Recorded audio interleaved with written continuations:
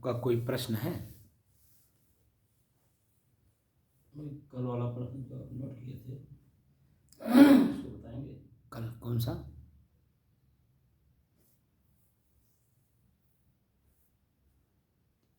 Note किए थे, 3 प्रश्न बनाए थे।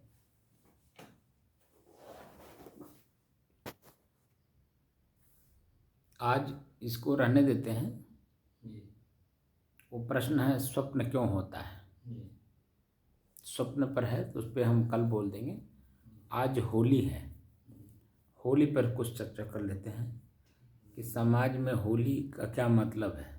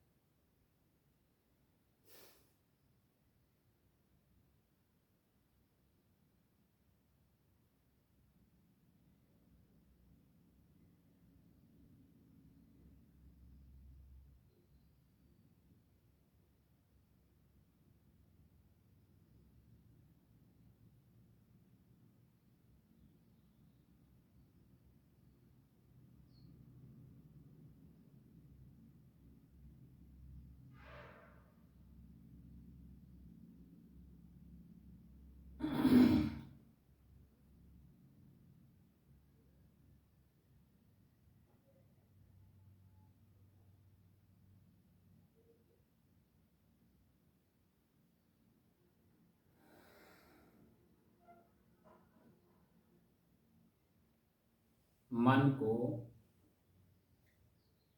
एकाग्र, स्थिर एवं स्वयं में शांति का अनुभव करने की दृष्टि से साधना करते करते आज 487 दिन हो गए।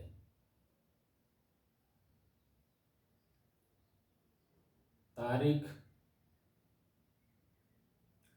8 मार्च सन 2023।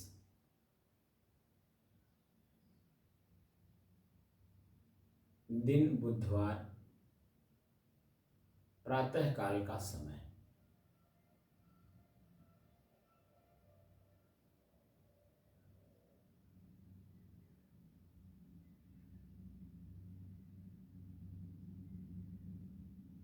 आज होली है।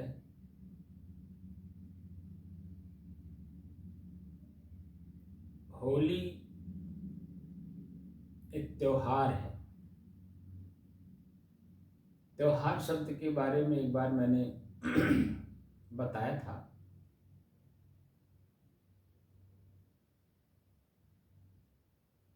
त्योहार, त्योहार शब्द का जब संधि विच्छेद करेंगे तो तू आहार होता है।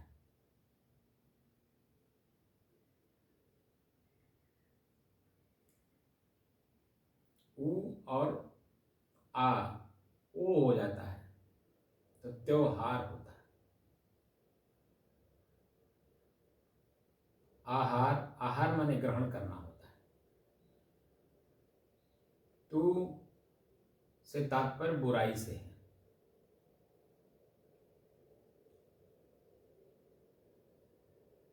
बुराइयों को अपने ही अंदर स्वयं दहन कर देना, जला देना, अपने जीवन से निकाल देना। एक शब्द आता है हर्ष उल्लास। अनुभव की बात है जब स्वयं आप अपनी किसी एक बुराई को त्याग कर देते हैं, आप स्वयं देखेंगे कि आपका मन कितना प्रसन्नचित है, आनंदित है। जो आनंद की अनुभूति स्वयं में हो रही है उसे ही हर्ष उल्लास कहते हैं। हर्षोल्लास।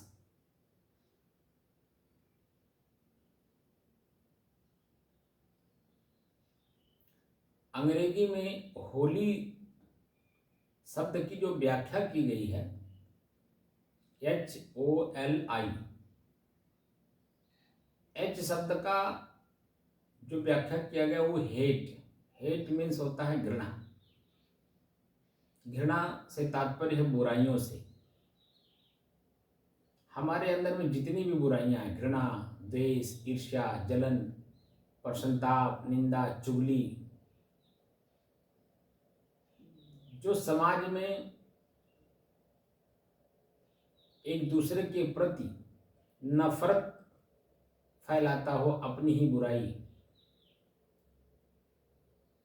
एच माने हेट यानी बुराइयां, ओ माने आउट, आउट माने बाहर निकालना, अपने जीवन से निकाल देना सदैव के लिए। जितने भी समाज के बड़े से बड़े या छोटे से छोटे जिम्मेदार पदों पर बैठे हुए लोग हैं, समाज को एक दिशा दे रहे हैं, उनके जीवन में आप देखेंगे कि छोटे पदों पर बैठे हुए लोग कम बुराइयों का त्याग कर पाए हैं, और जितने ही बड़े पदों पर लोग बैठे हैं उनके जीवन में आप देखेंगे कि बुराई बहुत कम आपको मिलेगा। इक्का दुक्का कोई बुराई उनके अंदर में होगी। और जितने ही बड़े पदों पर और जाएंगे आप देखेंगे कि वो हमेशा सतर्क रहते हैं कि कोई मेरे से गलती ना हो जाए। गलती ना होते हुए भी सतर्क और सावधान रहते हैं कि कोई गलती मेरे से ना हो जाए, क्योंकि वो एक एक गलती कई जन्मों से निकालते हुए आ रहे हैं, आज उस लेवल पे हैं। छोटे पदों पर जो बैठे हुए लोग हैं वो जब से समझ में आए तब से शुरू कर दिए हैं, धीरे धीरे निकाल रहे हैं, समाज को एक दिशा दे रहे हैं। छोटी सी गलती आप समझ लें, एक सुरती, बाहरी ले लीजिए जो बुराई है वो एक सुरती है। समाज में आदमी कहीं बैठता है आपस में तो सुरती बना के जरूर खाएगा, एक छोटी आदत है। इसमें बड़ी से बड़ी बुराई है दारू और व्यभिचार। इनके बीच में जो अनेकों प्रकार की बुराइयां हैं, इन बुराइयों को त्यागे बिना आपका स्वतः जो मन है वह निश्चिंत और निर्भीक नहीं होगा, हमेशा भयभीत बना रहेगा, भय से ग्रसित होगा। तो अगर निर्भय होना है, इसीलिए भगवान कृष्ण गीता के 16वें अध्याय में प्रथम श्लोक में ही वो कहते हैं अभयम, निर्भय रहना। तो कैसे? सत्व संशुद्धि, सत्व यानी मन, यहाँ हृदय से तात्पर्य मन से है, अब मन से तात्पर्य बुराइयों से है। सत्व संशुद्धि, संशुद्धि शब्द है, शुद्धि ही नहीं है, संशुद्धि, देख कर, जानकर, समझ करके त्याग करना। विशेष रूप से स्वयं अपने देखिए अपनी बुराई को, और स्वयं अपने एक एक बुराई को निकालिए। तो संशुद्धि, ज्ञान योग व्यवस्थिति, ज्ञान को योग के द्वारा, या योग कहें कि योग को ज्ञान के द्वारा सुव्यवस्थित ढंग से जो अपने जीवन में आचरित करता है वह निर्भीक होता है। हमारे भारत में दर्शन शब्द का जो व्याख्या की गई, दर्शन शब्द बना कैसे? संस्कृत शब्द का एक धातु है दृश्य, दृश्य धातु से दर्शन शब्द बना है, जिसका अर्थ होता है देखना या जिससे देखा जाए, ये उसका अर्थ होता है। बिना कोई चीज देखे, बिना कोई चीज जाने, बिना कोई चीज समझे अगर आप कार्य कर रहे हैं तो व्यवहारिक रूप से भी कहा जाता है बिना विचारे जो करे सो पाछे पछताए, और काम बिगाड़े आपनो जग में होत हंसाए। आप स्वयं अपना कर्म करके हंसी के पात्र स्वयं बनते हैं। और वही स्वयं अपना कर्म अगर बुराई के रूप में दिखाई दे दिया कि मेरे से गलती हो गई, आदमी स्वयं अपने आप में क्षमा मांगता अपने आप से, और जिससे गलती हुई है उससे भी क्षमा मांग लेता है। जब क्षमा मांग लिया और क्षमा स्वयं अपने आप में उसको करने की क्षमता है, तो आगे उस बुराई को नहीं करेगा, त्याग कर देगा, तो सावधानी बरतेगा। दोबारा अगर वो दृश्य सामने पड़ रहा है तो कर्म को नहीं करेगा। जब नहीं करेगा तो उसकी बुराई से वो बचेगा। इसलिए विचार दिए जाते हैं, सुझाव दिए जाते हैं, और सुझाव और विचार जो स्वयं अपने जीवन में धारण कर लेता है, मान लेता है बात को, उसका अपना कल्याण, कल्याण का मतलब चित्त प्रसन्नचित्त होता है। कल्याण का मतलब होता है चित्त की प्रसन्नता से है। यह आध्यात्मिक शब्द है। चित्त यानी मन आपका अपने आप में स्वयं में प्रसन्नचित्त होता है, आनंदित होता है। और वह जिस समय में कार्य होता है, उस समय के कार्य में जब आप अनुभव करेंगे तो आप देखेंगे कि शब्दों में आप उस समय की व्याख्या को नहीं कर सकते। व्याख्यायित क्यों रमत जी कोई गलती अगर आपसे हो गई है और अपनी गलती स्वयं आप सुधार लिए, दोबारा नहीं होने दे रहे हैं, तो आपका जो मन है कितना प्रसन्नचित रहता है। जी ये अनुभव का विषय है कि नहीं? जी इसमें तो कोई बट नहीं है। हमारा भारतीय दर्शन कहता है बिना किसी को देखे, बिना किसी को जाने आप कोई कार्य नहीं करेंगे, कोई व्यवहार नहीं करेंगे। व्यवहार भी करते समय वो देखने की बात करता है, जानने की बात करता है और समझने की बात करता है, तभी तो विचार की बात करता है। जी हर भारत के नागरिकों के अंदर में आप हमेशा सुनते मिलेंगे, बाबू विचार करके काम करिएगा। जितने भी भारत के नागरिक हैं 40 साल से ऊपर, 40 साल से नीचे की बात नहीं करूंगा, इसलिए कि उस समय में मन चंचल होता है, और चंचल का मतलब होता है बाह्य दृश्य को पाने की ललक होती है। हम ये कर दें, हम वो कर दें, हम ऐसा कर दें, हम वैसा कर दें, हम इनसे मिल लें, उनसे मिल लें, हम ये कर दें, वो कर दें। तरह तरह की भावनाएं मन में चंचलता आपको ग्रसित किए रहती है। 40 साल के बाद की बात इसलिए मैं कह रहा हूँ कि आप छोटी से छोटी और बड़ी से बड़ी चीज़ों को छू करके, देख करके और कर करके उसका अनुभव प्राप्त कर लेते हैं। 40 साल के एवं जैसे आपकी उम्र बढ़ती है, आप किसी भी काम को करने से पहले एक बार विचार जरूर करते हैं। अगर स्वयं अगर बात समझ में नहीं आ रही है तो विचारवान जो अपने से सीनियर हैं, उम्रदराज हैं, उनके पास बैठ करके उसके बारे में जानकारी हासिल किया जाता है कि यह काम मैं करने जा रहा हूँ या करने का मन बन रहा है, इसमें कुछ सुझाव हमें दीजिए।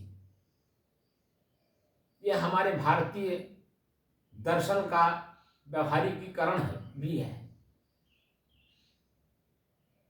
क्यों, गलत नहीं कह रहा हूँ? ये सही है। जब हम एक दूसरे से सुझाव मांगते हैं तो उस व्यक्ति के बारे में भी जानने की कोशिश करते हैं कि जिस व्यक्ति के पास मैं सुझाव लेने जा रहा हूं उस व्यक्ति का व्यक्तित्व क्या है। यही तो दर्शन है, क्योंकि उसके बारे में बिना जाने अगर हम जा रहे हैं तो व्यक्ति ऊपर से देखने में तो आदमी जैसा लगेगा, लेकिन उसका जो सूक्ष्म शरीर है क्या वो वास्तव में मनुष्य जैसा है, मनुष्य का कार्य कर रहा है, उसके अंदर में मनुष्यत्व है? अगर नहीं है तो जो उसके अंदर में वही सुझाव आपको दे देगा। और जब वही सुझाव आपको देगा तो उस समय में आप क्या करेंगे? आपका मन संशय ग्रसित हो जाएगा, जिसको अंग्रेजी में कंफ्यूजन कहते हैं। संशय हो जाता है कि नहीं कि मैं तो इस तरह का देख रहा हूं, जान भी रहा हूं और समझ भी रहा हूं, और इनसे सुझाव लेने आया तो ये क्या हमसे कह रहे हैं, तो व्यक्ति दिग्भ्रमित हो जाता है। और जब दिग्भ्रमित होता है तब उसकी स्थिति कैसी होती है, क्या ये अनुभव है आपको? जी। तो वहां आप संशय में आ जाते हैं, मन संकुचित होने लगता है। जहां निर्भयता होनी चाहिए, मन निर्भय होना चाहिए, वहां भयभीत होता है। तो जब भय हो रहा है तो भय ही तो दुख है। पूरा शरीर की मांसपेशियां सिकुड़ने लगती हैं, दबने लगती हैं, शरीर में कंपन होने लगता है। क्या इन सब चीजों का अनुभव है? जिसका चित्त यानी मन स्थिर होगा वही इन सब चीजों का अनुभव कर पाएगा, और तभी वह जो है अपना रास्ता बदल भी सकता है। क्या कि हम जिस व्यक्ति से सलाह लेने गए थे वह व्यक्ति का विचार इस तरह से है और मैं साक्षात इसको देख रहा हूं और वह बिना देखे बोल रहा है, तो मैं ऐसे व्यक्ति के पास क्यों न जाऊं जो व्यक्ति देखा हो, जो कर रहा हो। तो जिसके पास हम जाते हैं जो कर रहा होता है, उसके पास जब जाते हैं, एक तो उसके पास समय नहीं होता है, वह सिर्फ एक शब्द सुझाव के रूप में बोल देता है, देखो भैया इस काम को मैं ऐसे किया था, इसमें ये चीजें मुझे मिली थी, अगर आप करना चाहो आप कर सकते हो, मैं उसके लिए मैं क्यों उत्तरदायी बनूं, उसका परिणाम यही होगा क्योंकि मुझे ऐसा मिला था, बाकी आपकी मर्जी। ये शब्द बोल के अपने काम में लग जाएगा। आपको वहां सुझाव मिल गया, वास्तव में जो मैं देख रहा हूं, सोच नहीं रहा हूं, देख रहा हूं, वो स्पष्ट दिखाई दे रहा, और वही ये बोल रहे हैं। जब ये बोल रहे हैं और मैं देख रहा हूं तो दोनों में एक रूपता आ जाती है कि ये बिल्कुल सही कह रहे हैं। इनकी बात कड़वी जरूर है क्योंकि इनके पास समय नहीं है, बैठ के बात नहीं कर रहे हैं, मीठी मीठी बातें नहीं बोल रहे हैं, लेकिन बात तो सत्य बोल रहे हैं, इसलिए मेरे लिए आदर्शवान है, प्रेरणादायी है। और उनकी बात वहीं पे अब काम हमें वही करना है, लेकिन उनसे सुझाव ले लेते हैं। वो सुझाव मेरे कितने करीब होता है उस शब्द से वो स्पष्ट हो जाता है। अब वहां मुझे करना है कि नहीं करना है, कर देने से उसका परिणाम क्या होगा वो तो मुझे भी भोगना है, नहीं करने से उसका परिणाम आएगा उसको भी हमें भोगना है। तो कुल मिलाकर के आपके स्वयं की कर्म के परिणाम ही आपको सुख और दुख व्यवहार में देते हैं। इन्हीं सब चीजों को जब देखा गया कि समाज में ज्यादा से ज्यादा लोग मनमती हैं, जो मन में आ रहा वही कर रहे हैं, कम ऐसे लोग मिलेंगे जो जो मन में उत्पन्न होता है उस पर विचार करते हैं, वो कम लोग हैं। लेकिन जो मन में आ रहा है वही करने के लिए तत्पर हैं, ऐसे लोग ज्यादा हैं। उन लोगों को एक रास्ता, एक मार्गदर्शन करने के लिए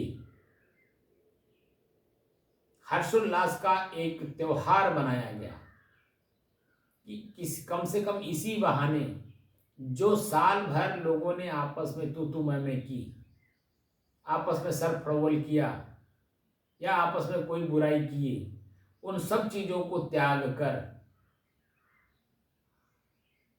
एक नई जिंदगी जीने के लिए पुनः मन को हर्षोल्लास के साथ, आनंद के साथ, भाईचारा के साथ, समाज का एक दूसरे के प्रति सम्मानित होने के भाव से एक होली त्योहार मनाई गई। और उसमें जो होलिका दहन होती है, दहन शब्द होता है जलाना। आपने देखा होगा कि होली ये किसकी बहन थी? प्रहलाद की बहन थी। वो अपने गोद में लेकर के उनको जल रही थी। क्या ये गले उतरता है? आप बताइए, कोई बहन अग्नि में जले और साथ में उसका भाई जल के खाक हो जाए, वो न जले। क्या ऐसा संभव है? कई प्रश्न मन में नहीं उठता है? जी। उठता है कि नहीं? भाई एक ही साथ हम दोनों जने अग्नि में प्रवेश करें या पानी में प्रवेश करें या तूफान में प्रवेश करें, तो जो वर्तमान में प्रक्रिया आपके साथ होगी, क्या वो प्रक्रिया मेरे साथ नहीं होगा? बोलिए। दादे को वरदान पाई थी। अरे भाई, वरदान पाई थी तो आपके मन मस्तिष्क को घुमाने की बात हो गई। क्या ये मन में प्रश्न होता है कि नहीं, मैं ये पूछ रहा हूँ। तो सभी जलेंगे, आग लगेगा, जो भी रहेगा सब जल जाएगा। ये प्रश्न है ना, जी। और इसका उत्तर यही है कि दोनों जलेंगे। जी। जलेंगे कि नहीं जलेंगे? जी। तो यहाँ तात्पर्य ये है गोद में लेने का कि आप स्वयं अपनी बुराई अपने गोद में लेकर के जलाइए। गोद में लेने का मतलब है देखकर, जानकर और समझकर अपनी बुराई को त्याग करिए। तात्पर्य यहां है, क्योंकि दृश्यते यथार्थ, दृश्यते मनेन, मतलब यथार्थ तत्व की देखने से ही जो मन की भ्रम दूर होती है।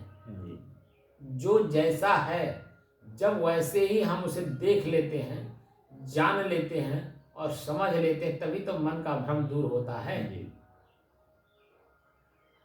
और ये बुद्धिजीवियों ने इसीलिए घुमाया दिमाग को कि उनके अंदर में जागृति आए, जानने वालों के लिए। तो जब जानने की ललक होगी तभी तो खोज करेंगे, और खोज करेंगे तभी तो मेरे पास आएंगे। और जब मेरे पास बैठेंगे तब मैं उसे यथार्थ वस्तु की यथार्थता का ज्ञान करा दूंगा, उसका भ्रम दूर हो जाएगा। जो मैं अभी चर्चा कर रहा हूं, आप यहां सिर्फ एक शिष्य के रूप में हैं, मैं गुरु के पद पर हूं। यहीं अभी ज्यादा भीड़ हो तो मुंडे मुंडे मतिर भिन्न हो जाएगा कि नहीं? जो मैं शब्द बोल रहा हूं, अभी मेरे ही शब्द में ही और लोग जितने बैठेंगे, वो स्वयं जो है अपने विचार के अनुसार मुझे स्वयं में भ्रमित करने की कोशिश करेंगे कि नहीं? चाहे जान करके करें, चाहे अनजान में करें। मेरा जैसे ही प्रश्न मेरे सामने आएगा, वैसे ही मेरा मन स्वयं भ्रमित होने लगेगा।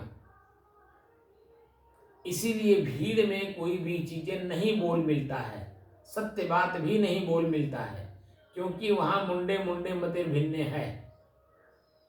सबके मन में अलग अलग विचारधाराएं, अलग अलग कर्म हैं, अलग अलग संस्कार हैं, कर्मों के संस्कार। तो जो शब्द यथार्थ बोली जाती है, वह यथार्थ एक ही व्यक्ति वास्तव में समझता भी है। बाकी जो भीड़ होती है वो तो हो हल्ला में जाती है, बस खाली लुकार दीजिए, उनको ये नहीं मालूम कि क्या कराने के लिए हमको लोग बोले हैं।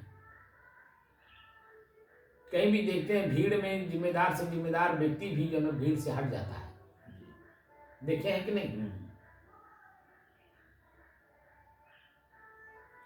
इसीलिए हटना पड़ता है कि भीड़ जो है उग्र हो जाती है, क्योंकि समझ नहीं होता है। इसीलिए समझ बढ़ाने के लिए एक व्यक्ति की जरूरत होती है। जैसे हम आप बैठे हैं, ऐसे बैठ करके जब विचार विमर्श किया जाता है, तब एक दूसरे के मन की जो भ्रम है वो दूर होता है। और जब भ्रम दूर होता है तभी तो निर्भयता आती है, क्योंकि मैं जैसा चाह रहा हूं वैसा जब देख लेता हूं, जान लेता हूं और समझ बढ़ जाती है उसी तरह से, तब हमारे मन का भ्रम दूर होता है। और जब भ्रम दूर हुआ तो निर्भयता अपने आप आ गई। सारे संसार में भ्रम ही एक दूसरे को पीड़ित किए हुए हैं। इसका प्रज्वलंत उदाहरण सदगुरु कबीर साहब ने दिया है कि ये भ्रमभूत सकल जग खाया और जिन जिन पूजा ते जहड़ाया। जहड़ाया मैंने उलझ गया। संसार में जितने भी कार्य आप देख रहे हैं वो संशय में लोग कर रहे हैं, उलझे हुए लोग हैं, वो सुलझ करके नहीं कर रहे हैं। बस आओ नताओ जो देखे वो बस बोल दिए, कर दिए और चल दिए। कहाँ जा रहे हैं कुछ पता नहीं है, क्योंकि बिना लक्ष्य के चल रहे हैं। क्या बोल रहे हैं उन्हें पता नहीं है, जो मन में आया बोल दिए, उसका परिणाम क्या होगा कोई जानकारी नहीं, और जानने का प्रयास भी नहीं करते क्योंकि उनके पास समय नहीं है। और समय क्यों नहीं है? क्योंकि शरीर साथ में है, और शरीर के साथ साथ परिवार साथ में है, समाज साथ में है। तो परिवार के भरण पोषण के लिए या शरीर के भरण पोषण के लिए अगर वो उद्यम नहीं करेंगे तो शरीर का जो बाहरी हिस्सा है, भूख प्यास नींद ठंडी गर्मी, उससे बचने का उपाय कैसे करेंगे? इसलिए उसमें भ्रमित है। क्योंकि कोई भी काम, चाहे वो व्यवहारिक हो चाहे आध्यात्मिक हो,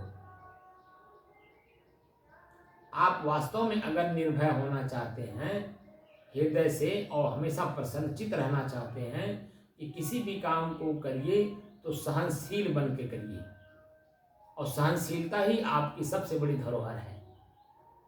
भूख प्यास मान अपमान ठंडी गर्मी निंदा स्तुति, इन चीजों को सहन करने की क्षमता रखिए, तब कोई कार्य करिए। अगर इन सब चीजों में आपको सहन करने की क्षमता नहीं है, आप कोई भी काम उतावले में करेंगे, और उतावले में किया हुआ काम आप ही लोग कहते हैं, आपकी महिलाएं कहती हैं, क्या कहती हैं? अकतैली बिटिवा के बेटवा भैल, अकुआ में डलिस डबक से भैल।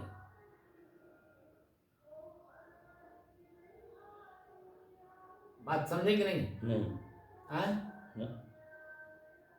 चंचल मन से किया हुआ काम बिना देखे बिना जाने बिना समझे जब उसका परिणाम आने लगता है, अगर संयोग अच्छा बन गया तो खुश होगा, नाचेगा, उल्लास मनाएगा। लेकिन अगर वही गलत हो गया तो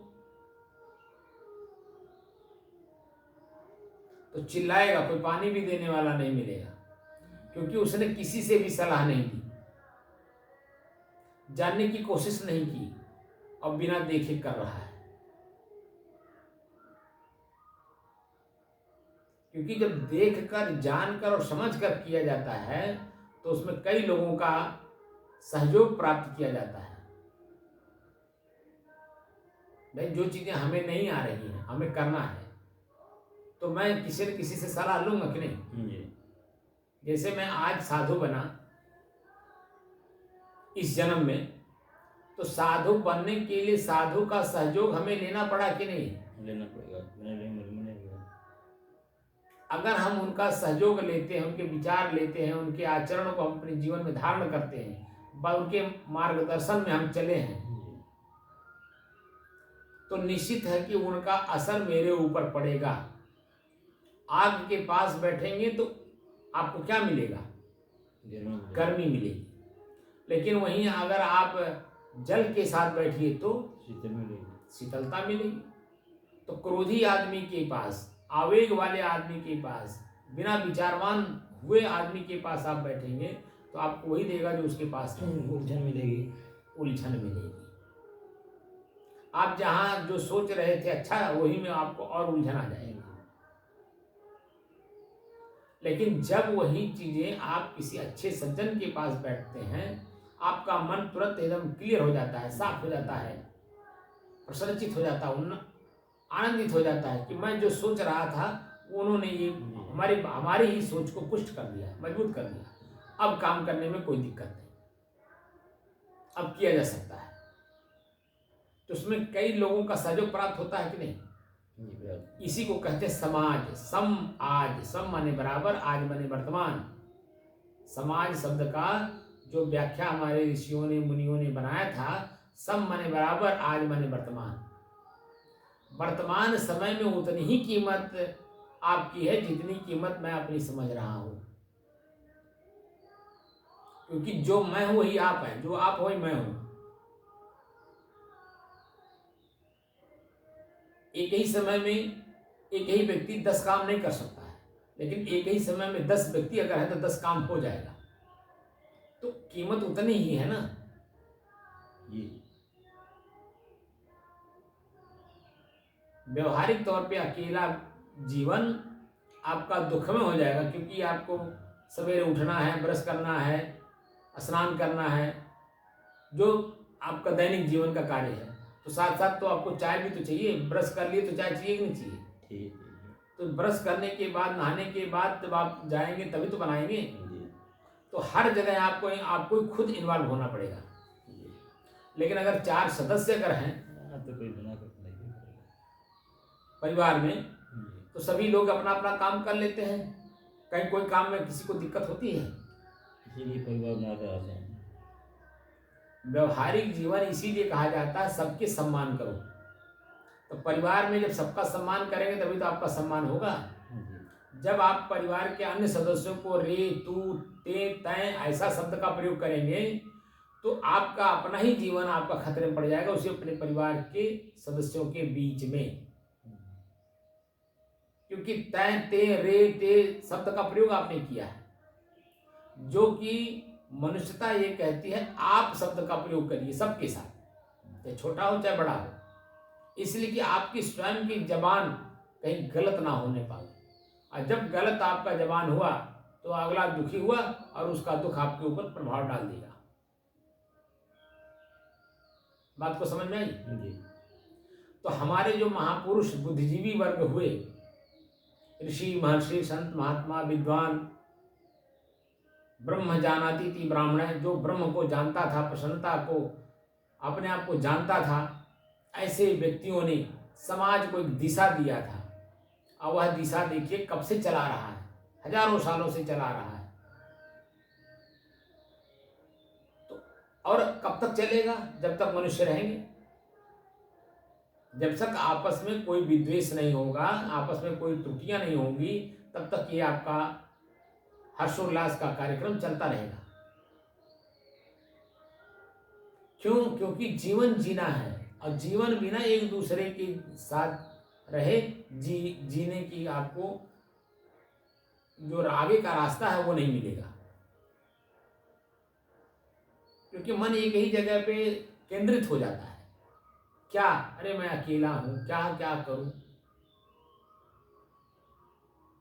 ये व्यवहारिक पक्ष है। व्यवहार में आपको बिना एक दूसरे का सम्मान किए आपका अपना आध्यात्मिक जीवन वह सफल नहीं होगा। क्योंकि जब त्रुटि हो जाएगी, आपका आंख देखेगा, मन बनेगा, मन बार बार पीड़ित होगा उसी को सोच सोच करके, तो बता दीजिए अध्यात्म में कैसे प्रवेश करेंगे। क्योंकि मन की प्रसन्नता ही अध्यात्म की उन्नति का मार्ग प्रशस्त करता है। हम लोग बैठे हैं, 5 बजे बैठे, कोई गलती नहीं किए हैं, किसी भी प्रकार का कोई बाहरी गलती हम लोग नहीं किए हैं, तो मैं जो बोल रहा हूं शुद्ध मन से बोल रहा हूं। मन में कोई भय नहीं है, कोई चिंता नहीं है, कोई गम नहीं है, एकदम निश्चिंत निष्फिक्र होकर के चर्चा हो रही है। और आप भी गलती नहीं किए हैं, इसीलिए आपका चित्त मन एकाग्र है, हमारी बातों को सुनकर और समझ भी रहा है। क्योंकि आपने अपने जीवन को वो सब चीजें देख ली हैं जो मैं बोल रहा हूं। और जब जो चीजें हम कर लिए होते हैं, जो दिखाई देता है, उसमें कहीं बोलने का रास्ता ही नहीं, मार्ग ही नहीं रहता है। बोलने का मन तो वहां करता है कि जो चीजें मैं देखा और ये जो बोल रहे हैं, दोनों में विपरीत दिशा दिख रहा है, वही तो आप बोल बैठेंगे। क्यों? तो कहने का तात्पर्य है कि आज जो होली है, होली का त्योहार आपके बड़े बुजुर्ग लोगों ने ही बनाया है। उनका सम्मान करते हुए अपने जीवन में जो बुराइयां हैं वह अग्नि में, ज्ञान अग्नि में जलाकर स्वाहा करिए और जीवन को नई जिंदगी के साथ, हर्षोल्लास के साथ, आनंद के साथ, एक दूसरे का सम्मान करते हुए जीवन को जीने की कला सीखिए। ये मेरा नम्र निवेदन है आप सभी लोगों को, आप सभी लोगों से, कौन है से, जी। कि अपने ही बुराई को अपने जीवन से निकालिए और अपने आप को पहले प्रसन्नचित करिए और अपनी प्रसन्नता को व्यापार के रूप में दूसरे से भी शेयर करिए, दूसरे से भी आदान प्रदान करिए। यही व्यापार है। अपने पास जो वस्तु होता है उसे ही हम मार्केट में, बाजार में ले जा करके बेचते हैं और उसी का प्रॉफिट हमें मिलता है, लाभ हमें मिलता है। तो मेरा जीवन भी एक व्यापार है, मेरा चरित्र एक व्यापार है, मेरा मन एक व्यापारी है। तो मेरा मन अगर प्रसन्नचित है, आनंदित है और स्वयं हर्षोल्लास से भरा हुआ है, तो वही चीज़ें तो हम दूसरे को देंगे। लेकिन अगर मैं दुखी हूँ, पीड़ित हूँ, तो अपनी ही पीड़ा लेकर के दूसरे प्रसन्नचित व्यक्ति के पास ले जाकर के रखते हैं, तो अपने तो हम दुखी हैं, उसको भी दुखी कर देते हैं। क्योंकि वो भी एक बार सोचने में मजबूर हो जाता है, इसको कौन सा रास्ता बताऊं, कैसे बताऊं कि ये समझ जाए और अपने ही जीवन में जो चरित्र कर लिया है, आचरण में उतार लिया है, जिसके कारण दुखी है, इसमें बदलाव आ जाए। एक बार वह भी सोचने में मजबूर हो जाता है, तो उसकी जो प्रसन्नता है वो आप देखेंगे कि दब जाती है। क्योंकि अगर आप दुखियारे के सामने अपना प्रसन्नता प्रकट कर देंगे तो सामने वाला व्यक्ति जो दुखी है वह तुरंत और दुखी हो जाएगा। देखो, मैं इनके पास आया था दुख बांटने, सुख होने के लिए, ये अपनी प्रसन्नता मेरे ऊपर हावी करा रहे हैं, मैं कैसे सुखी हो जाऊं? हमारा ये समस्या समाधान हुआ ही नहीं, सुखी कैसे हो जाऊं? वो तरह तरह का प्रश्न अपने मन में उठाने लगता है, जिससे और ज़्यादा दुखी हो जाता है। इसलिए सुनने वाले को ज़्यादा समझदार होना पड़ता है कि सामने वाले की भाषा जो सुन रहे हैं हम उसके अनुसार स्वयं अपने आप को परिवर्तित करें। जब हम ही उसके साथ दुखी हो जाते हैं तो वो समझता है यार मैं तो ये भी बेचारे दुखी हैं मेरी बात को सुन करके, लेकिन उन्होंने जो उपाय बताया बड़ा अच्छा बताया, वो उपाय हमें करना चाहिए, तब उसका असर उसके ऊपर पड़ता है। यह है बुद्धिजीवी। इसीलिए कहा जाता है विद्वान वह विद्वान है जो सामने वाले श्रोता के भाषा के अनुकूल शब्द का प्रयोग करता है, तभी तो वो पकड़ेगा। और जब पकड़ेगा तो अपने जीवन में वो स्वयं उतारेगा, अपने व्यवहार को बदलेगा और स्वयं सुखी हो जाएगा। और उसकी सुखी होना ही आपके जीवन को प्रसन्नता से भरने की और कोशिश करता है। सही है ना जी। जो कुछ भी मेरे जीवन में बुराई के रूप में हो उसे पहले देखिए, उसके बारे में जानने की कोशिश करिए और समझने का प्रयास करिए और जीवन से निकाल दीजिए, ताकि आप स्वयं अपनी ही बुराइयों से दूर होकर हल्के हो जाएं। क्योंकि जो भारीपन महसूस हो रहा है आपके स्वयं की बुराई साथ में होने के कारण आप दबे दबे से लग रहे हैं, और अपना जो दबा दबा सा जीवन है उसे हल्का करिए। अपनी ही बुराई को ज्ञान अग्नि रूपी होलिका में दहन कर दीजिए और स्वतः अपने आप को हर्षोल्लास से भर दीजिए और अपना हर्षोल्लास एक दूसरे के साथ बांटिए, मिलिए। देखिए, हर्ष जब आपका मन प्रसन्नचित होता है तभी मन प्रसन्नता में ही, जब आप देखिए मिठाई खिलाते हैं तो मिठाई 200, 250, 300 रुपये, 500 रुपये किलो आता है कि नहीं आता है? क्यों? तो अपना ही पैसा खर्चा करके मिठाई खिलाता है, लो भाई प्रसन्न हो, आप भी प्रसन्न रहो जी। तो अपनी प्रसन्नता मिठाई के रूप में, यानी अपने ही खर्च करके आपके ऊपर वो असर डालता है। भाई मिठाई खाओ, आज तो होली है, तरह तरह के पकवान बनाए जाते हैं, पैसे भी खर्चे किए जाते हैं, समय भी खर्चे किए जाते हैं, परिवार के सदस्य पूरे उसमें लगे भी रहते हैं, खिलाने के लिए, बनाने के लिए, परोसने के लिए, सामान लाने वालों के लिए। हर आदमी अपने अपने जगह पे एक्टिव है, क्योंकि उल्लास है, मन प्रसन्न है, आनंदित है। क्योंकि आज के दिन हमने सारी बुराई एक होलिका दहन रूपी होली में जो जलती है उसकी में ले आकर के हमने सुहा कर दिया। पहले आपने होली, अब तो पता नहीं है कि नहीं, आपने देखा होगा अपने अपने घर का कचरा, जी या हर आदमी अपना अपना बुकवा लगवाता था। जी तो बुकवा जो छूटता था उसको ले जा करके उस अग्नि में दहन किया कराया जाता था। जी जिंदा बना देते हैं। ऐसा क्यों कराया जाता था? इसीलिए अपनी अपनी जो बुराई है, जो समझ में बात आए वो इसमें स्वाहा करिए, जलाइए, छोड़ दीजिए, जीवन से निकाल दीजिए, जी तभी तो आप प्रसन्नचित होंगे, आनंदित होंगे, रोग मुक्त होंगे। और रोग क्या है? मन का दबा दबा होना। किसी भी कार्य को जब आप करते हैं, बुरे काम को, आपका मन दब जाता है कि नहीं? जी जी तो जब मन दब जाता है तो उसको हल्का कैसे करें, उभारें कैसे? यानी उस कर्म को ना करें जिस कर्म से मेरा मन एक बार दब गया, दोबारा ना होने पाए। इसीलिए आपस में बैठिए, मिलिए जुलिए, एक दूसरे का दुख सुख बांटिए, और मनुष्य हैं, मनुष्यता की तरह रहिए। यही मेरी शुभकामना है कि आप सभी लोग साधु मत बनिए। मैं साधु नहीं बना रहा हूँ, लेकिन एक विचार दे रहा हूँ, क्योंकि हम लोग मनुष्य हैं। सबसे पहले हम लोग मनुष्य हैं। जो भूख हमें लगती है वही आपको भी लगती है, जो प्यास हमें लगती है वही आपको भी लगती है। हम एक दूसरे का भूख प्यास, मान अपमान, निंदा स्तुति को समझने का प्रयास करें, और जब समझेंगे, जीवन से निकालेंगे, हम भी वही हो जाएंगे जो हम हैं। जो हम हैं वही होना है, बाकी कुछ नहीं बनना है। रास्ते अलग अलग हो सकते हैं, लेकिन हम बनना वही चाहते जो हैं।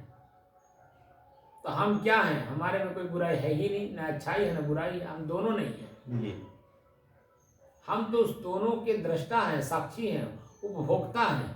अच्छा करेंगे तो अच्छा मिलेगा, बुरा करेंगे तो बुरा मिलेगा। लेकिन मैं जो हूँ करने वाला, वह तो न मैं अच्छा हूँ न मैं बुरा हूँ, मैं दोनों नहीं हूँ। उन दोनों का उपभोक्ता हूँ। उपभोक्ता हल्का होता है, शांत होता है।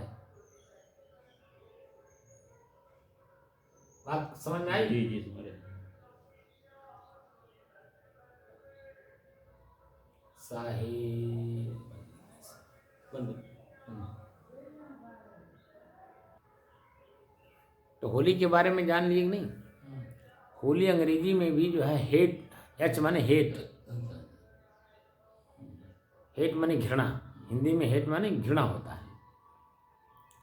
ओ से आउट, एच ओ है ना, आउट माने बाहर निकाल देना। यल मतलब होता है लव, लव माने प्यार, प्रेम। आई से मतलब होता है इन, इन माने अंदर। हम एक दूसरे को प्यार बांटें, घृणा मन से निकाल दें, है ना। तब बुराइयों का त्याग करिए, अच्छाइयों को उभारिए। इसी का नाम होली है। और होली दहन इसीलिए किया जाता है, आज पूरे साल भर हम लोग समाज में रहे, गलती सही सब कुछ किए, तो क्या होता है कि हम एक दूसरे को देखना पसंद नहीं करते। जब हम देखना पसंद नहीं करेंगे तो हम जानने कैसे जानेंगे कैसे? और जब जानेंगे नहीं तो व्यवहार करेंगे कैसे? तो यहाँ ये हुआ, एक बुद्धिजीवी व्यक्ति बैठा, चार, जैसे आप पिता हैं, चार पुत्र हैं, तो आप देखते हैं ना सुबह से शाम तक जब दोनों आपस में लड़ते हैं। चारों जो है आप देखेंगे कि छोटी छोटी बातों में आपस में लड़ते हैं। लेकिन जब शाम को सोना होता है तो वही पिता के पास चारों की बुराई जाती है। शाम के वक्त कर्म करने के बाद जब लड़ाई कर लेते हैं, सर फुटबॉल कर लेते हैं, तब पिता के पास वो बात जाती है कि नहीं? तो पिता क्या करेगा? क्या किसी को मार देगा जो गलती किया है? या जो जिसके के ऊपर गलती हुई है क्या उसे बख्श देगा? नहीं। क्या करता है? सबको एक, उसके विचार उत्पन्न होते हैं कि ये चारों अपने हैं, चारों अपने हैं, ये चारों अपने ही हैं। तो क्या किया जाए? तो कुछ जो गलती किया है कुछ उसको पनिशमेंट दे दिया जाता है, ताकि जिसके ऊपर गलती किया है उसको थोड़ी मन की प्रसन्नता हो जाए। तो दोनों में आदान प्रदान हो जाती है।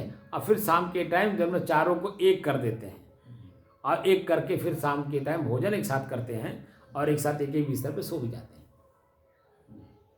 तो चार वर्ण जो बनाया गया ये बुद्धिजीवियों ने बनाया कि बुद्धिजीवी समाज के माता पिता हैं। 4 कैटेगरी बना दी गई, ब्राह्मण, क्षत्रिय, वैश्य, शूद्र। जो कि जीव जो है वो न ब्राह्मण है, न क्षत्रिय है, न वैश्य है, न शूद्र है। इसको हम आत्मा कहते हैं। जीव माने आत्मा। आत्मा न ब्राह्मण है, न क्षत्रिय, न वैश्य है, न शूद्र है। ना वो साधु है, ना वो बुद्धिजीवी है, कुछ नहीं है। वो जैसा है वैसा ही रहे, ऐसा काम हम करते ही नहीं। तो व्यवहार में क्या होता है कि व्यवहार को व्यवहार की तरह चलाने की दृष्टि से ये बनाई गई थी कि चारों के 4 तरह की बुद्धि है ना, चारों के 4 तरह की बुद्धि है। अब बुद्धि के अनुसार समाज में कार्य होता है।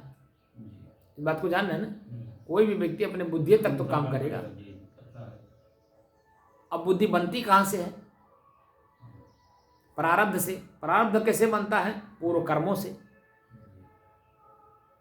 यही आप जिस बैंक में आपका खाता होगा, उसी बैंक में आपने कभी अनुभव किया कि मेरे जैसे कितने लोग आकर के यहाँ खाता खोले हैं?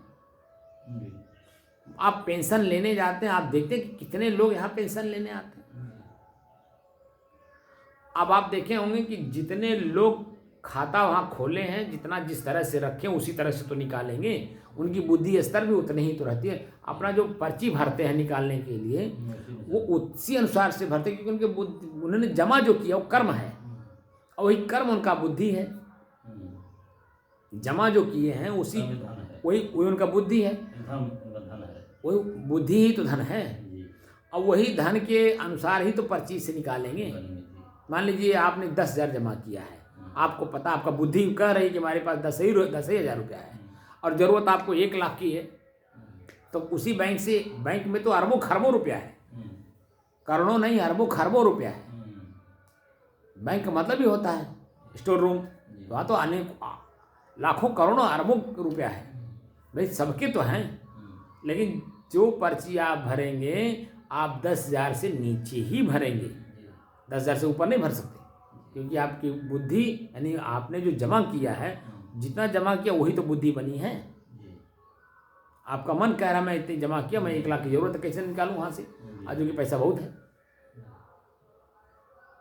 तो उसकी एक प्रोसीडिंग है। आप कर्ज ले लीजिए, लोन ले लीजिए,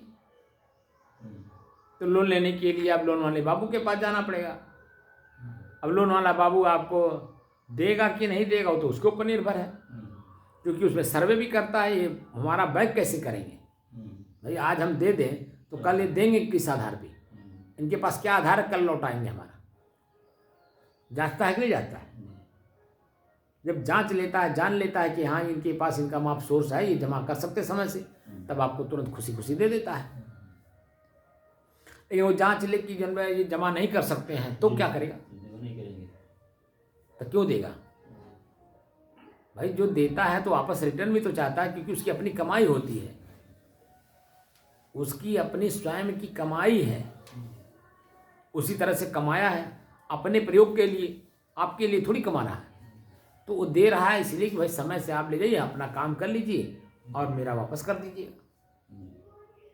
तो वापस देने के लिए आप कभी भी देखिए, आप हम सभी लोग, बैंक तो बुद्धिजीवी होता है, उसके सामने तो जैसी घटना होती है वैसा सब काम करता रहता है, बदलाव करता रहता है। हम आप भी जो आप देखिए, किसी को भी 10 रुपये देते हैं तो सोच करके देते हैं, ये हमारा 10 रुपये कर्जा में ले रहा था, दे देगा कि आप नहीं देगा। अगर नहीं देगा तो 10,000 रुपया कोई बात नहीं है, लेकिन 100 रुपया देने में आपको आनाकानी करना पड़ेगा, क्योंकि ये दे नहीं पाएगा। 10 रुपया तो हल्का है, कोई बात नहीं, चलो, लेकिन 100 रुपया मैंने कमाया पसीना बहा करके,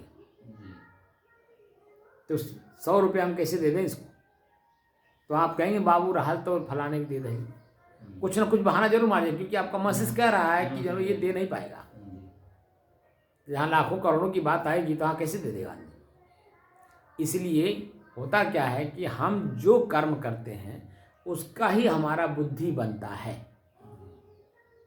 मन बनता है तो मन ही बुद्धि हो जाता है, क्योंकि स्थिर हो जाता है, उसके आगे आपकी सोच ही नहीं होगी, वहीं तक सीमित रह जाएगी। इसीलिए कहा जाता है कि कोई भी काम करिए तो मन बनने दीजिए, उसके आगे का सोचिए।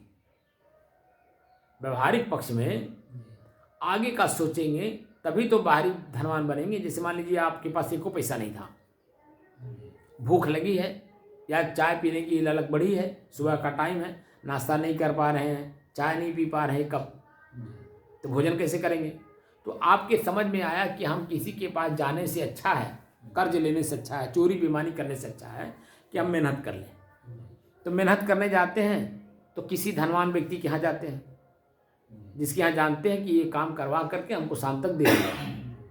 तो काम वर्क करते हैं, क्या करते हैं? खांची ढोते हैं, ईंटा ढोते हैं, गारा ढोते हैं, मसाला ढोते हैं, क्योंकि आपके पास ज्ञान नहीं है, आप पढ़े लिखे नहीं हैं, योग्यता नहीं रखते हैं, व्यापार करने के लिए पैसा नहीं है, तो आप खांची ढोएंगे कि नहीं? वहीं से शुरू करेंगे कि नहीं? जैसे धीरू भाई अंबानी का नाम आज रिलायंस फैक्ट्री इतना पूरे हमारे भारत में प्रसिद्ध हो गई। उसके जो संस्थापक थे धीरू भाई अंबानी, उनकी कहानी सुने हैं कि नहीं? वह घर से एक बंडी और कच्छी में भागे थे, बंडी और कच्छी में घर से निकले थे, और उन्होंने सबसे पहला काम उन्होंने वो प्लेट धोने का काम किया है होटल में। फिर कपड़े की दुकान पे काम किया, मैंने ऐसे ऐसे कई जगहों पर उन्होंने काम किया। तो पैसा शुरुआत वहीं से उनको मिला, प्लेट धोने से। अब पैसा मिलता गया, कपड़े खरीदते गए, अपना आगे बढ़ते गए बढ़ते गए बढ़ते गए।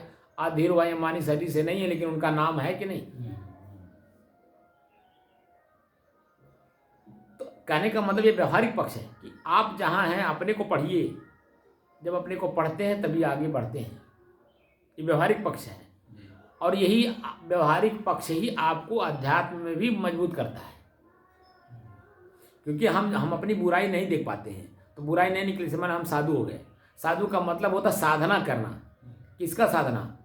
अपने ही शरीर के इंद्रियां और मन, इनको अपने बस में करने का साधन का प्रयोग करना, साधन का प्रयोग करना। जैसे किसान है तो साधन का प्रयोग करता तभी तो खेत से खींचता है एक का 10 दाना। जब साधन का प्रयोग न करे तो खेत से खींचेगा कैसे? वो तो जो अपना वो भी चला जाएगा। तो खेत को खेत बनाता है, उसी का नाम किसान है। ऐसे साधु उसी का नाम है। संत वही बन पाएगा जो पहले साधु होगा, यानी पहले साधेगा, अपने चित्त रूपी खेत को निर्मल करेगा, बुराइयों को त्याग करेगा, अच्छाइयों को अपने जीवन में प्रयोग करेगा। तब तो धीरे धीरे धीरे धीरे धीरे उसका मन शांत होता है। और जिसका इंद्रिय, मन और शरीर अपने बस में हो जाए, वही संत पद पर अपने आप चला जाएगा। उसको संत लिखने की जरूरत नहीं। संत महाराज होना आसान है, महाराज होना आसान है, लेकिन संत होना इतना आसान बात नहीं है। क्योंकि संत शब्द में ही है ना शांति।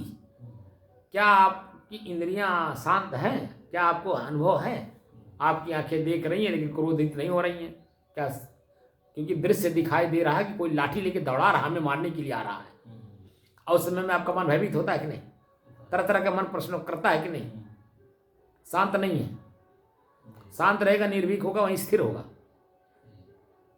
मैं हम पहले अपने आप में टटोले कौन सी गलती हमने कर दिया है कि हमें मारने दौड़े हैं। हो सकता है उसमें भ्रम ही हो सकता है कि वो मारने दौड़ा किसी और को, सामने मैं पड़ गया, अब मैं देखा तो मेरे को मारने आ रहे हैं, मन भयभीत हो गया। तरह तरह की घटनाएं हो जाती है ना, क्योंकि वो आपको मारने नहीं आ रहा है, वो मारने किसी और को जा रहे, लेकिन वो पहले 1 मिनट पहले आपसे आगे निकल गया। अभी आपके पीछे जब दौड़ा रहा है तो आप पड़ गए सामने, तो आपको समझ में लग रहा कि हमें मारने आ रहा है। तो स्थिर होकर के आप, जैसे कोई सम्मान आया, पुलिस लेकर के आया, आपको अरेस्ट करने और फांसी लगाने लटकाने तो आई नहीं, आदमी भागने लगता है। और जब भागने लगता है तो इसी में वो पुष्ट हो जाता है कि उसने गलती किया है, इसीलिए भाग रहा है। अगर गलती नहीं किए हैं, अगर गलती किए भी हैं तो पहले तो जाने तो किस चीज़ का सम्मान आया है, तो रुकेंगे। तो जो लेकर के आया है वो नहीं समझेगा कि ये गलती की है, रुक जाइए, उसको सम्मान पूछिए उससे, भाई किस चीज़ का सम्मान लाए हो, कहाँ से लाए हो, तो वो बताएगा कि नहीं बताएगा कि फला जगह से आया है। अच्छा अच्छा अच्छा, कोई बात नहीं, रिसीव करने लायक हुआ रिसीव करेंगे, नहीं तो उसी पूछेंगे भाई ये रिसीव करने लायक नहीं है, हम क्या करें, हमने तो गलती की नहीं है। तो वही उपाय भी बता देता है क्योंकि आप निर्भीक हैं, क्योंकि गलती किए नहीं है। लेकिन जब गलती की है तो भागेंगे तो उसको अनुभव हो जाता है। अब मैं देखता हूँ कि ज़्यादातर लोग इसलिए भागते हैं कि जान पुलिस मान ला बहुत बड़ी चीज़, आया तो मार पे करेगा, गरीब पे करेगा, बेइज्जती करेगा, इसलिए भागते हैं। वही बात है, यही है।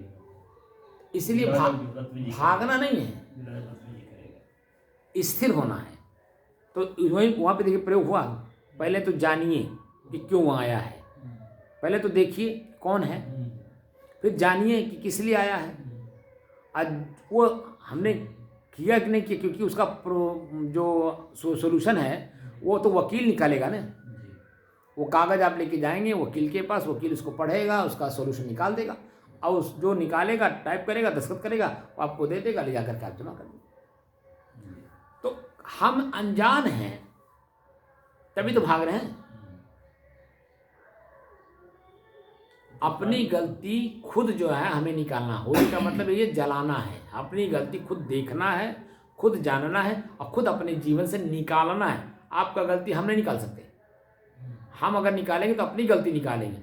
खुश होंगे तो हम स्वयं होंगे, हम हल्का होंगे तो स्वयं होंगे। हम खाली सुझाव दे सकते हैं, वह आदेश नहीं दे सकते कि आप परिवार छोड़ दीजिए। अगर हम परिवार छोड़ने के आदेश देते हैं तो हम बहुत बड़े दोषी हो जाएंगे। क्यों? क्योंकि हम भोजन नहीं दे पाएंगे आपका, क्योंकि मेरे पास कहीं स्टोर रूम है ही नहीं है, आय का स्रोत है ही नहीं, मैं भोजन कहाँ से दूंगा? मैं खुद ही भोजन के लिए परेशान हूँ। आपको ठंडी लगेगी, कपड़े की जरूरत पड़ेगी, बरसात से बचने के लिए छत की जरूरत पड़ेगी। अब मेरे पास कुछ नहीं, मैं तो निहंग हूँ। तो मैं अगर आपको घर छोड़ने का आदेश देता हूँ तो मैं दोषी हो जाऊंगा कि नहीं? मैं सिर्फ सुझाव दे सकता हूँ कि वासना निवृत्ति का मार्ग ये है। हमारे पास आने का मतलब है, या मैं जिस संत के पास आया हूँ वासना निवृत्ति का मार्ग जानने के लिए आया हूँ, या मेरे पास जो आएगा उसका कर्तव्य बनता वासना निवृत्ति का मार्ग जानना, और मेरा कर्तव्य है कि वासना से निवृत्ति का मार्ग सुझाना। तो जब मैं जाने रहूँगा तभी तो सुझाव दे पाऊंगा, नहीं तो मैं भी तो उलझ जाऊंगा। वासना क्या होती है? और दुख का कारण इच्छा ही है, ये सब लोग जान रहे हैं। इच्छा ना हो, या आपकी कोई इच्छा नहीं रह गई है, आप दोनों जनी आराम से बैठे हैं, और अगर इच्छा है तो वही देख लीजिए, और भी तो लोग हैं। रामचंद्र बाबू जो आज नहीं 2009 में साधु का लंगोटी लिए, इच्छा से लिए, और कौन सी इच्छा थी वो मैं बता नहीं सकता, आप जानते ही हैं। अब वो इच्छा पूर्ति नहीं हुई, देखिए यहाँ कहाँ है। तो इच्छा मारने के लिए साधु बना जाता है, तभी तो हल्का होंगे। और इच्छा कर करके ही तो गृहस्थ बेचारा दबा हुआ है, तभी तो हम आप भी तो जन्म गृहस्थ परंपरा से ही तो बिलोंग करते हैं, कहीं आकाश से तो उतर नहीं गए। तो संत के पास गए, अपनी वासना निवृत्ति का मार्ग जाने, समझे और देखे। हमको लगा कि नहीं, इसको निकाल देना चाहिए, यही मेरे मार्ग का रोड़ा है, हमने निकाल दिया। आज मैं सबको सुझाव दे रहा हूं।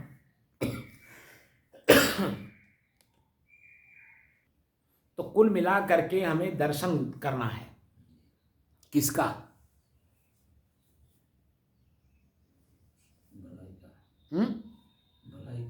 भलाई क्या होती है? अपने अंदर के जो मतलब गुण होगा उसका मतलब दर्शन करना है, गुण अवगुण का। जी, बुराई को निकाल करके। तो दर्शन का मतलब होता देखना, लेकिन उसमें एक शब्द और भी जुड़ा हुआ है, देखने वाले को कैसे देखेंगे? देखेंगे मतलब जैसा होगा वैसा देखेंगे। कैसा है? देखेंगे जैसा है। सेब आपने देख लिया, खरीद लिया, क्या उसके स्वाद को आप देख रहे हैं? स्वाद नहीं तो खरीदेंगे, खाएंगे तो खाएंगे तो स्वाद मिलेगा। नहीं, तो पहले तो आप जाने होंगे ना कि सेब क्या होता है, तभी तो आप खरीदेंगे। तो बिना जाने खरीद लेंगे? पहले जानेंगे। तो कैसे जानेंगे? तो कोई जनाएगा, आप वाला गुरु, आप कैसे गुरु को जनाएंगे। वही बेचने वाला खुद ही जनाता है। बेचने वाला वैसे गुरु है। मैं क्या कह रहा हूँ, बेचने वाला जो जिसके पास वस्तु होता है जो गुण जिसके पास होता है वह खुद जनाता है, दुकान रख के खुद जनाता है, मेरे खुद पास जनाता ये है, गुण एडवर्टाइज करता है, मेरे पास प्रचार करता है, बाबू इसका ये कीमत है। हाँ, ये गुण हमारे पास है, इसको जरूरत हो ले। तो अब यहाँ पर आप जानने वाले को कैसे जानेंगे? जानने वाले को मतलब जीभ जो है सेब का स्वाद लेती है, क्या जीभ स्वयं अपने आप को जानती मैं स्वाद ले रही हूँ? तो जानने वाला तो मतलब ड्राइवर है ही है। तो वही तो बात है, उसी ड्राइवर को मैं कहा जाता। मैं जो शब्द है जिसको लोगों ने गलत अर्थों में लगा दिया, वही मैं हूँ जो स्वाद लेने वाला। जीभ तो एक साधन है, जीभ एक साधन है। किसका? स्वयं लेने वाले का। जो जीभ का प्रयोग कर रहा है उसका एक साधन है। सारे साधन है। तो वह यहाँ जो शरीर के सारे अंगों से साधन है। जैसे बुराई त्याग किए तो मन गदगद किसका होता है? बुराई त्याग आप किए मन से, तो मेरा मन थोड़ी प्रसन्न होगा। जो बुराई त्यागा है वो जान करके त्यागा है। उसी का मन प्रसन्न। जैसे मैं बताया नहीं था कि एक बार मैं वहाँ हरिद्वार गया, तो वहाँ कनखल गया भगवान शंकर जी के स्थान पर।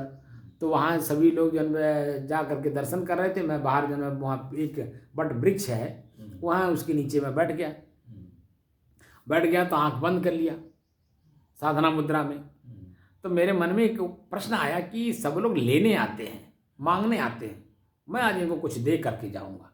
मैं भी तो आखिर इन्हीं से परंपरा से बिलोंग करता हूँ, ये भी त्यागी मैं भी त्यागी, ये भी सबको देते हैं, तो मैं आज इनको कुछ दे करके जाऊंगा। तो क्या दे करके जाऊँ इनको, ये प्रश्न मेरे मन में उठा। तो मैं खोजा, देखा, अपने में पाया एक चाय नाम की जो आदत थी मेरी, वो मुझे बुराई लगी। मैंने कहा आज आपको चाय दे के जा रहा हूँ।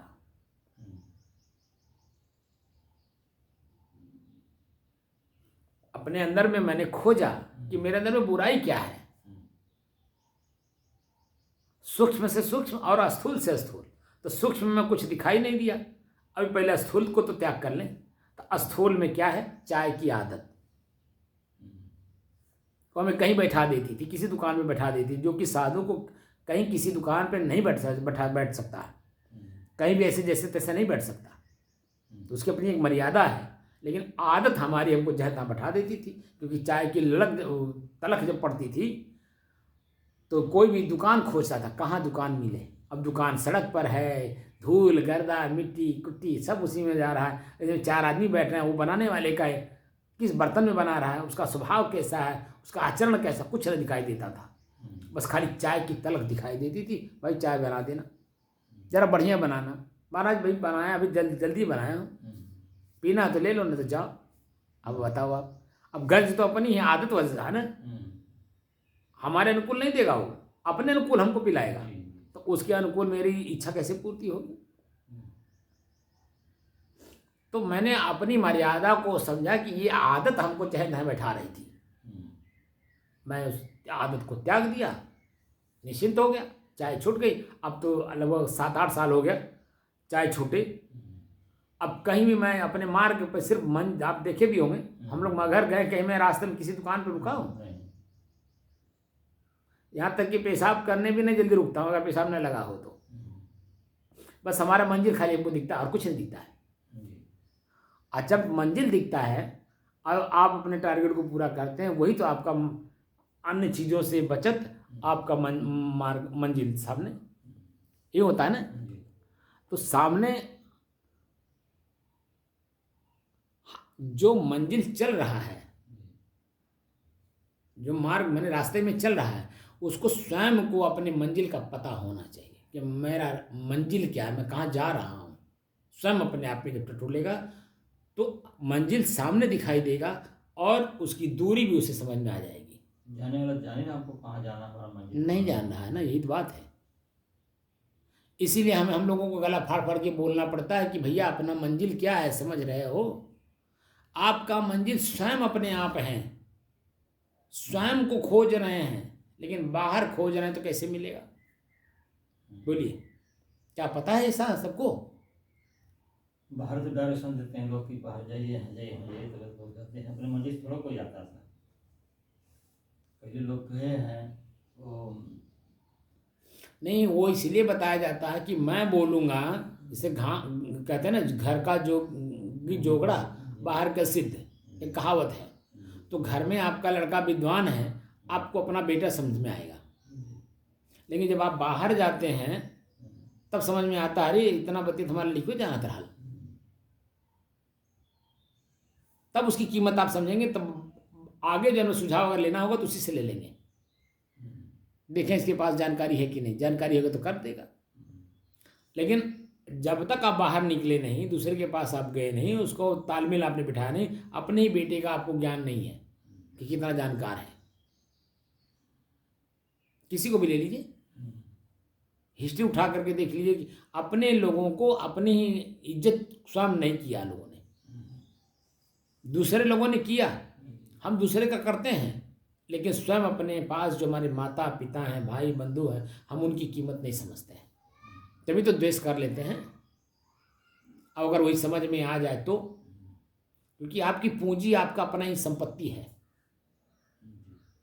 आपकी संपत्ति कितनी प्रकार की संपत्तियां हैं, क्या मालूम है आपको? पहला तो आप जान लीजिए, आपकी आंख की संपत्ति। आंख में रोशनी है, वो आप द्वारा ही तो है। आप शरीर को भोजन देते हैं, भोजन के माध्यम से खून बनता है, खून बनता है, एनर्जी होती है, आपकी आंख की रोशनी है। आपके कान में भी है, कान सुनता है। कान किसका है? आप ही का तो है। ये धन नहीं है? आंख, कान, नाक, जीभ, त्वचा, हाथ पैर, पूरा शरीर, सबसे पहला तो यही धन है। क्या इस चीज को हम लोग समझे?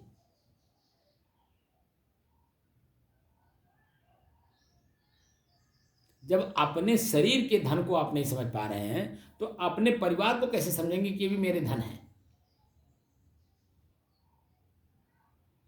तो गोधन का धन, बाज धन और धन खान सब लोग बताते हैं।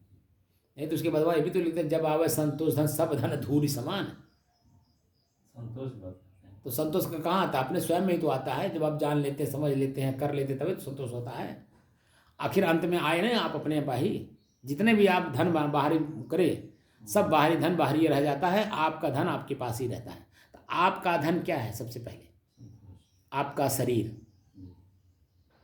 शरीर धन है, स्वस्थ है तो चाहे अच्छा करी चाहे बुरा करी, लिखा है ना, शरीर माध्यम धर्म खलु साधनम, स्पष्ट लिख कर दिया है। तो सबसे बड़ा धन यही तो है, इसी से तो खर्च करेंगे। रुपया भी कमाते हैं तो इसी शरीर से, खर्च करते हैं तो इसी शरीर से। तो क्या इस शरीर को स्वस्थ रखना आपका कर्तव्य नहीं है? तो जब शरीर स्वस्थ रहेगा तो परिवार स्वस्थ रहेगा, अब परिवार स्वस्थ रहेगा तो आप दूसरे के परिवार के ऊपर हावी रहेंगे, क्योंकि आपका परिवार स्वस्थ है। निर्मल काया हर जगह लिखा हुआ भाई, तो क्या वो बातें हमें समझ में आती है? होली हर साल हम लोग जलाते हैं, और जितना हम लोग जला रहे हैं, पहले कम लोग आते थे, अब ज्यादा लोग वहां उपस्थित हो रहे हैं। क्या अपनी बुराई इस चीज को समझ रहे हैं कि मैं ये होलिका जलाई जा रही है अपनी बुराई को त्याग करने के लिए, वहीं गले लगने के लिए? गले का मतलब गले से गले तब मिलते हैं हम जब कोई मन में द्वेष भावना नहीं होती है, निश्चितता निर्भीकता आने के बाद तब गले लगते हैं। क्या ऐसा हो रहा है? पब्लिक तो वहां जा रही, क्या गले मिल रहे हैं? प्रश्न है तो, क्योंकि वो समझ ही नहीं रहे हैं। पहले तो ये होली जलाई क्यों जा रही है? इसलिए कि आज जो है हम किसी के बात पर विश्वास नहीं कर रहे हैं, विश्वास ही खत्म कर दिया, क्योंकि हम अपने आप पे विश्वास नहीं है, क्योंकि हम अपनी ही चीज़ों को देख नहीं रहे हैं, अपनी चीज़ों को जान नहीं रहे हैं, और अपनी चीज़ को खुद समझने का प्रयास भी नहीं कर रहे हैं। तो दोषी कौन है? हम स्वयं दोषी हैं। तो स्वयं का दोष कौन निकालेगा बताइए? आपका दोष आप स्वयं निकालेंगे, आप हल्के होंगे। मैं अपना दोष निकालूंगा, मैं हल्का होऊंगा। जितने भी लोग समाज में है, अगर अपनी अपनी बुराई समझ में आ जाए तो कहीं द्वेष है, कहीं किसी के साथ दुर्व्यवहार करने का कहीं जगह है। हम आज एक दिन बना दिए, रोज का प्रक्रिया खत्म कर दिया, आज एक दिन बना दिए अंग्रेजों की तरह। हमारा कल्चर एक दिन का नहीं, हमारा कल्चर रोज का है। शाम को हम बैठें, आपस में मिलजुल कर बैठें, एक दूसरे को जो भी चीज़ें हैं आपस में बांट के खाएं, आपस में देख करके काम करें। ये डेली का होना चाहिए, लेकिन क्या ऐसा हो रहा? एक दिन बना दिए, एक दिन होली आएगा उस दिन जो हम मिठाई खाएंगे, एक दिन दीपावली आएगी मिठाई खाएंगे, दीपक जलाएंगे। अपदीपो भव शब्द आता, अपदीपो भव, स्वयं अपना दीपक स्वयं बनो। कैसे बनेंगे? 4 आदमी घर में सब 4 किस्म खाना चाहते हैं, कैसे इकट्ठे बैठ खाएंगे? नहीं, जैसे वहाँ बुद्धिजीवी का काम होता है, बुद्धिजीवी धैर्यवान होता है, तो एक आदमी का जो पहले सब पर एक विचार हो जाए, भाई देखिए 4 जनी हैं, चारों का भोजन 4 दिन बनेगा, आज किसका भोजन पहले बने, सबका सहमति ले ले, एक आदमी का पहले बन जाए, फिर कल आपका बन जाएगा, परसों आपका बन जाएगा, ऐसे एक सहमति बन जाए। तो सबका भोजन सब ना खा पाए तो क्या होगा? वो तो व्यक्तिगत की बात हो गई ना, भाई व्यवहारिक प्रक्रिया को तो पहले सॉल्व कर लीजिए, उसका बनने दीजिए। आपको खाना हो तो खाइए, न खाना हो तो आप तो व्यक्तिगत वहाँ खत्म करेंगे ना। अपनी चीज़ व्यक्तिगत आप कर सकते हैं कि खाना है कि नहीं खाना, लेकिन हम दूसरे की चीज़ों को कैसे रोक देंगे, क्योंकि सर फोड़ देगा। सामंजस्य बैठाना है, शांति रखना है, तो सबकी सुनना भी है व्यवहार में। और जब उसी में अपने करना है कि नहीं करना तो व्यक्तिगत बात हो गई। मान ली 4 लोग हैं, 3 लोगों का खाने का मन है, आप अकेले का खाने का मन नहीं कर रहा है तो आप मत खाइए, सबको खाने दीजिए। हाँ, सुझाव जरूर दे दीजिए। सुझाव देना ये आपका कर्तव्य बनता है। अपना कर्तव्य आप पीठ पीछे मत करिए, आप सामने करिए, सुझाव खाली दे दीजिए। बहन तो आदमी थोड़ा सा डर भी रहा है, तो डर भी हम खत्म कर देगा। और मनुष्य चोरी चमारी कर रहा आदमी नहीं कर रहा तो नहीं, उसमें आप सुझाव देंगे ना। क्या सुझाव देंगे कि भैया जो कर्म आप करोगे उसी का परिणाम आपको मिलेगा, ना कि हमको मिलेगा।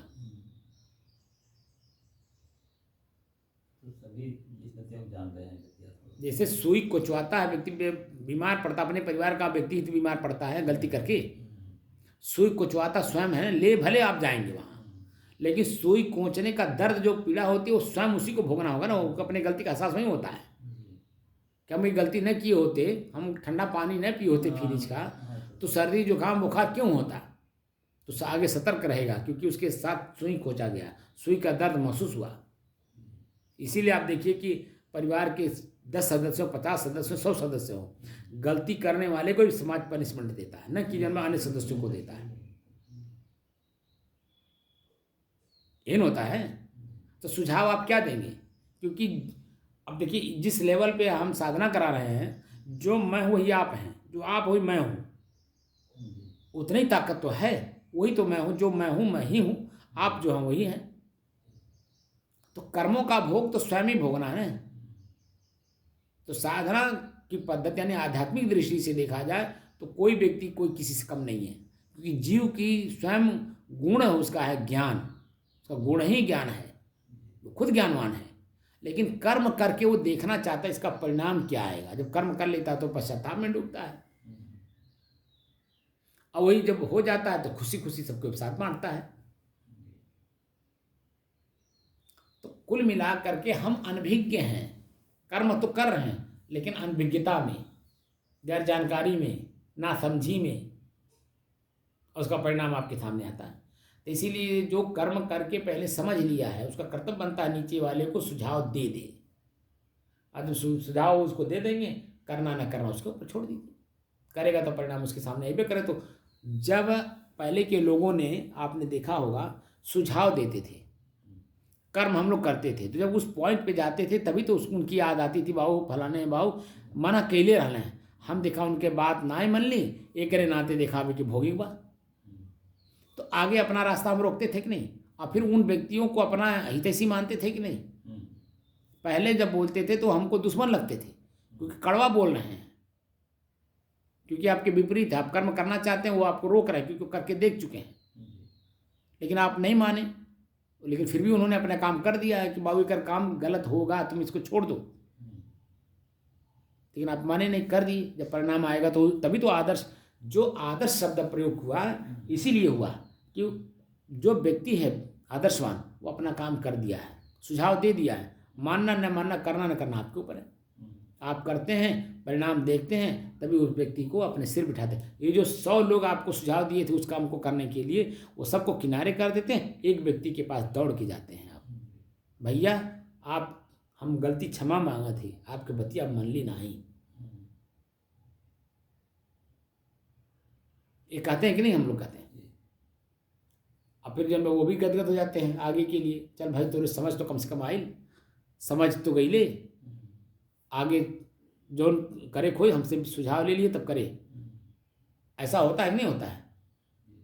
तो कहने का मतलब है जो जिम्मेदार पद पे बैठे हुए लोग हैं उनकी जिम्मेदारी बनती है कि अपनी बात को हम समाज के सामने रख दें, करना न करना उसके हाथ में छोड़ दें। करेगा तो लाभ पाएगा, नहीं करेगा तो हानि उसी का होगा ही।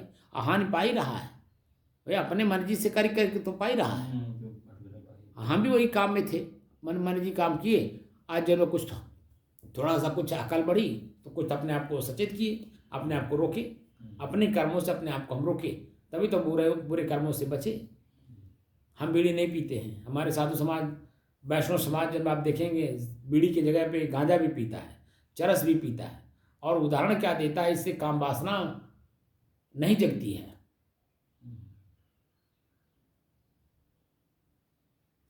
वो आपको मैं ले गया था ना मेहदावल, पहले जहाँ मिठाई लिए हैं उससे हम आपके सामने क्या प्रस्तुत किया, उनके सामने यही व्यक्ति हैं कि इस रास्ते जो भी जाता है साधु के रूप में, सबसे ही प्रश्न करते थे कि बाबू हम मन पचा नॉन रोटी खाते लेकिन के लाइन लगौले है, अब आप लोग जब काजू किशमिश बादाम पिस्ता दूध पिए थे, सरकार कैसे रोक ले ही अपने आप की। उसके प्रश्न का उत्तर अनेक लोगों ने अनेक तरह से दिया। एक ने तो कह दिया फिटकरी घोल करके पीजिए, काम वासना जग में नहीं करेगा। अब आप बताइए, उसने वो भी करके देखा, तभी तो उसका इच्छा पूरा नहीं हुआ और प्रश्न करता गया सबसे। लेकिन जिस दिन मेरे सामने उसने प्रश्न किया और मैंने जो सुझाव दे दिया, उसके दिन से उसके वो प्रश्न करना ही बंद हो गया, नहीं तो जरूर पूछता। अब आप बताइए, तो मन की संतुष्टि जब तक होती नहीं है तब तक आदमी अपने प्रश्न को रखता है सबके सामने, है नहीं। तो कुल मिला करके हमारा कहने का तात्पर्य इतना है कि हमें अपनी चीज़ों को देखना है, जानना है, समझना है। रखने लायक हो तो रखिए, नहीं रखने लायक हो तो पछोड़ दीजिए। पछोड़ने का मतलब अपने जीवन से निकाल दीजिए। सुपा आप स्वयं हैं। अब रखने वाली चीज़ को रखिए जो आपके काम की हो, न रखने वाली चीज़ें पछोड़ दीजिए। गलत तो नहीं कह रहा हूँ? तो कुल मिला करके अपने को ही संभालना है। साहेब बंदे।